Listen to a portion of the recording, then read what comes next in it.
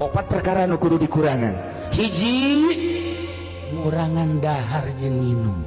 Lamun urang teu bisa ngurangan dahar jeung nginum, tetep ruhani urang moal kaluar.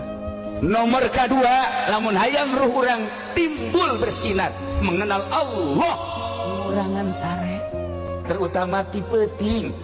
Eueuh hiji waliullah dijadikan wali, nu peutingna sare moal aya. Eueuh hiji solihin, nu peutingna sare moal aya. Nu mantap diangkat jadi solihin, nu mantap diangkat jadi wali, peutingna karasa. Nomor katilu, ngurangan pergaulan selain daripada ahli Allah. Ngurangan bergaul selain daripada ahli Allah. Lamun jeung ahli Allah, jeung Habib silakan, jeung Habib Lutfi silakan, Habib Ja'far silakan, Habib Umar. Nomor keempat, ngurangan omongan selain daripada maca Quran, sholawat, zikir, maca kitab, hadis. Ulah